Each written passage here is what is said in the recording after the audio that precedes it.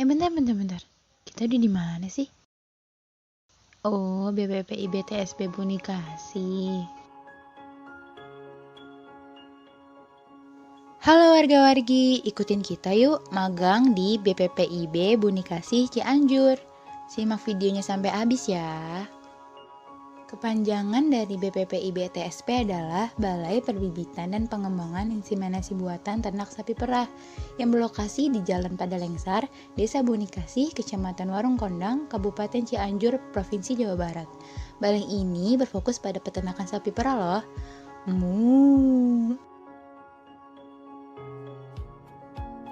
Sebelum kita memasuki area perkandangan sapi perah, kita harus melewati area biosecurity terlebih dahulu dengan pakaian lapangan yaitu wearpack dan sepatu boots. Tahap biosecurity ini sangat penting untuk mencegah penyebaran bibit penyakit yang berasal dari area luar kandang. Langkah pertama yaitu menyalakan alat biosecurity. Langkah kedua yaitu alat biosecurity akan menyala. Dan langkah ketiga yaitu kita akan melalui alat biosecurity dengan cara berputar dan masukkan kaki pada genangan air biosecurity. BPPIB TSP Bunikasi ini memiliki lahan seluas 24,04 hektar. Jenis sapi perah yang dibudidayakan di sini yaitu sapi perah Fries Holland yang berasal dari Belanda. Jumlah sapi perah di balai ini menurut data bulan April 2023 sebanyak 226 ekor. Kita langsung aja yuk keliling kandang sapi perah. Yuk warga-wargi.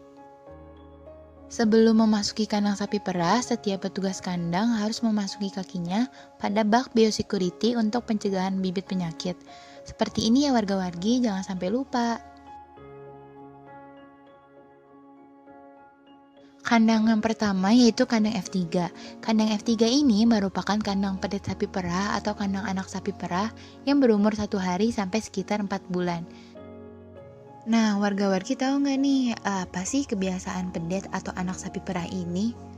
Yuk kita cari tahu kebiasaan apa aja sih yang dilakukan pedet. Jadi salah satu kebiasaannya adalah pedet atau anak sapi ini cenderung suka menjilati tangan manusia. Seperti ini nih contohnya warga-wargi, menggemaskan bukan? Setelah sapi berumur 5 bulan, maka akan dipindahkan ke kandang D2B, yaitu kandang sapi lepas sapi 1, sampai umur sapi mencapai 8 bulan. Nah, sapi perah di kandang ini sudah tidak mengkonsumsi susu sapi lagi loh warga-wargi, karena mereka mulai belajar mengkonsumsi rumput segar yang telah dicacah.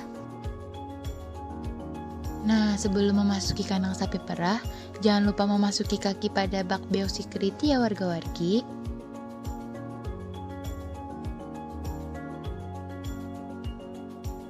Selanjutnya yaitu kandang F2, yaitu kandang sapi perah lepas sapi 2 yang berisi sapi perah berumur sekitar 9-12 bulan. Berikutnya yaitu kandang D2A. Nah, ini dia kandangnya.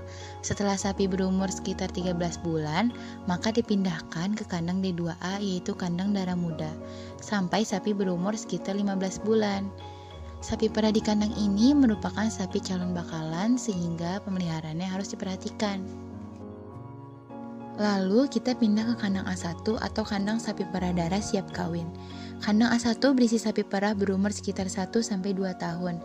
Kandang A1 ini merupakan kandang untuk sapi perah yang siap dilakukan proses inseminasi buatan atau IB. Sapi perah sudah bisa di IB pada umur 15-12 bulan. Selanjutnya yaitu kandang C2 dan C1. Kandang C2 merupakan kandang sapi perah darah bunting dan laktasi kering. Jika sapi perah berhasil di IB, maka sapi akan dipindahkan ke kandang C2 ini. Secara garis besar, kandang C2 ini berisi sapi perah dengan masa kehamilan awal 6 atau 7 bulan. Selanjutnya adalah kandang C1. Kandang C1 merupakan kandang sapi perah melahirkan. Jadi, jika sapi perah akan melakukan proses melahirkan, dilakukannya di kandang ini warga-wargi. Selain itu, pemerahan kolostrum untuk pedet sapi perah juga dilakukan di sini loh warga-wargi. Kandang B3 adalah kandang sapi perah masa laktasi awal dan tengah. Masa laktasi adalah masa di mana sapi sedang memproduksi susu. Produksi susu seekor sapi pada umumnya diawali dengan volume yang relatif rendah. Namun tidak usah khawatir, nantinya sedikit demi sedikit akan meningkat dengan sendirinya sampai bulan kedua dan mencapai puncaknya pada bulan ketiga. Nah, sehingga kandang B3 ini merupakan kandang sapi yang memproduksi susu lebih tinggi nih, warga-wargi. Setelah sapi melewati masa laktasi awal dan tengah, maka selanjutnya dipindahkan ke kandang B2, yaitu kandang sapi perah masa laktasi akhir, di mana produksi susunya akan menurun, tetapi terdapat peningkatan terhadap lemak susu sapi. Nah, warga-wargi, tadi merupakan kandang-kandang yang ada di Balai BPIB TSP Bunikasi. Nah, sekarang kita cari tahu yuk kegiatan magang apa saja yang dilakuin di balai ini. Yuk warga-wargi. Kegiatan pertama yaitu adalah HPT atau hijauan pakan ternak. Proses pertama dalam HPT ini adalah proses penyabitan rumput, di mana cara menyabit rumput yaitu dengan memotong bagian bawah batang rumput secara hati-hati menggunakan sabit. Akan tetapi jangan memotong sampai akarnya warga-wargi, dikarenakan nanti ada sobekan pada bagian pols yang dapat digunakan sebagai bibit baru. Setelah rumput sudah dipotong, maka dikumpulkan lalu diikat menggunakan irisan pelepah bambu. Selanjutnya, angkat rumput yang sudah diikat lalu letakkan di bagian bahu menuju truk pengangkut rumput. Ikatan rumput ini rata-rata memiliki berat 20 kg ke atas loh warga-wargi. Berikutnya dilakukan penimbangan dan pencatatan hasil panen rumput untuk mengetahui produktivitas rumput pada hari itu warga-wargi. Ketika rumput sudah tersedia, maka dilakukan pencacahan rumput untuk pakan hijauan sapi perah.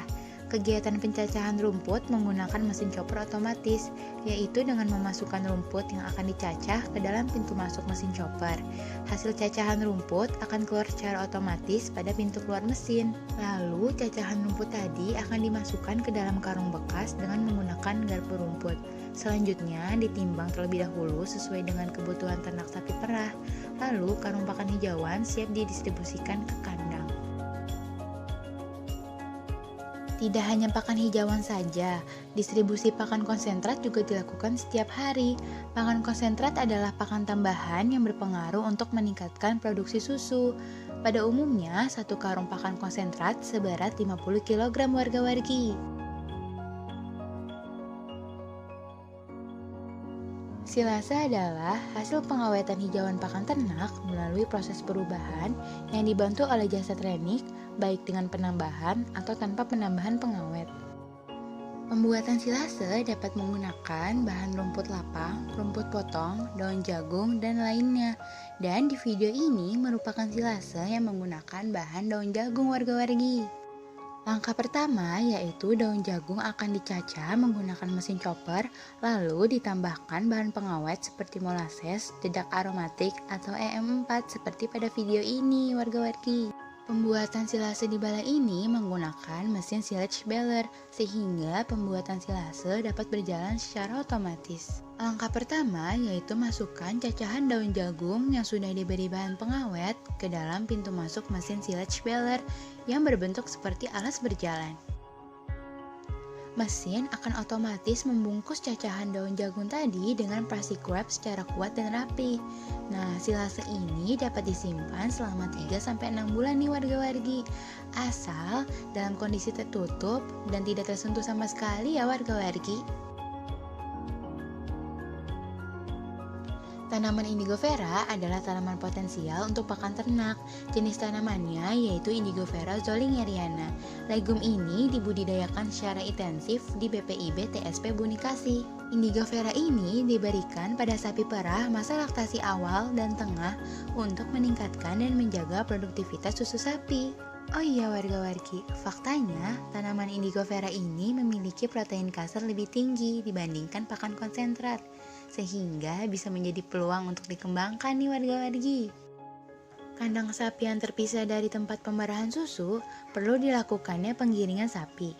Inilah penggiringan sapi ke tempat pemerahan susu sapi, yaitu kamar-kamar tempat pemerahan susu. Pemerahan susu dilakukan sebanyak 2 kali dalam sehari, yaitu pada pukul 4 pagi dan pukul 1 siang. Kegiatan pemerahan susu yang pertama yaitu melakukan pembersihan ambing dan puting dengan lap bersih hangat. Seperti ini ya caranya warga-wargi. Setelah puting sudah bersih dan mesin pemarah susu sapi sudah dinyalakan, maka masukkan teat cup ke puting sapi dan susu akan dipompa secara otomatis. Waktu pemarahan satu ekor sapi sekitar 5-7 menit warga-wargi. Sapi yang telah diperah langsung dicelupkan dengan iodin menggunakan alat tit dipper cup pada seluruh puting sapi untuk pencegahan terhadap bibit penyakit. Ketika wadah penampung susu sudah penuh, maka susu akan dipindahkan ke dalam milk can. Pindahkan milk can berisi susu ke dalam truk pengangkut susu. Susu sapi siap didistribusikan ke koperasi unit desa, agen, dan konsumen. Susu sapi yang telah diperah tidak sepenuhnya dijual, akan tetapi dikonsumsi juga untuk pedet atau anak sapi. Ini dia proses penurunan milk can untuk pedet. Nah, pemberian susu pada pedet menggunakan wadah ember plastik dengan takaran susu yang sesuai nih warga-wargi. Susu yang diberikan sesuai dengan umur pedet. Semakin tua umur pedet, maka susu yang diberikan semakin sedikit warga-wargi. Pemerahan kolostrum dilakukan dengan tangan. Kolostrum diberikan untuk pedet berumur 1-7 hari, serta pemberian kolostrum ini sebaiknya dilakukan sesuai dengan induk dan pedet yang sedara. Alat bantu yang dapat digunakan yaitu botol dot khusus pedet atau modifikasi wadah ember dengan diberikan replika seperti puting induk sapi pada bagian samping ember tersebut, seperti pada video ini warga-wargi. Mastitis adalah penyakit radang kelenjar susu atau radang ambing.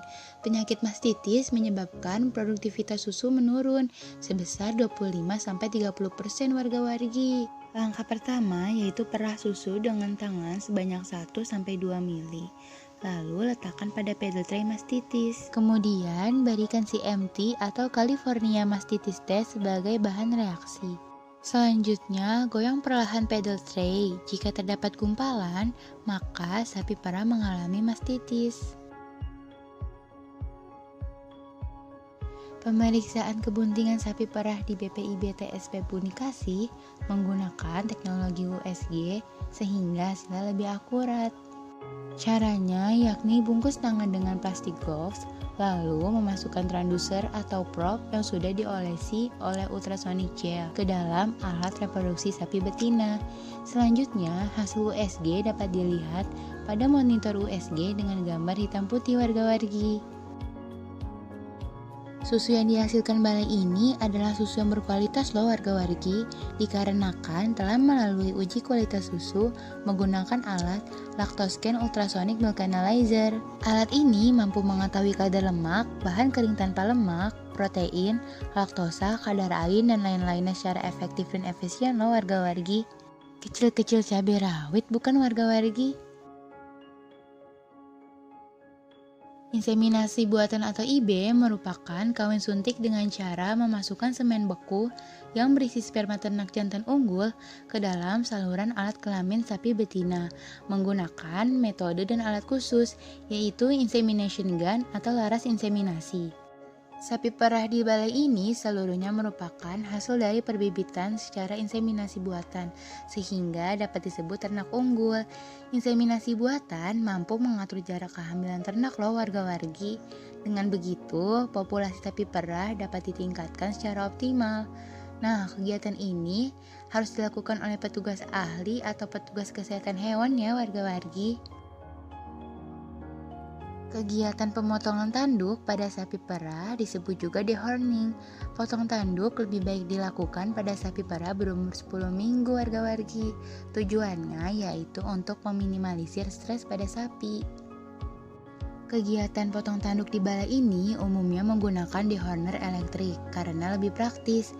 Dan tujuan potong tanduk yaitu memudahkan handling dan mengurangi sikap ketandukan pada sapi warga-wargi.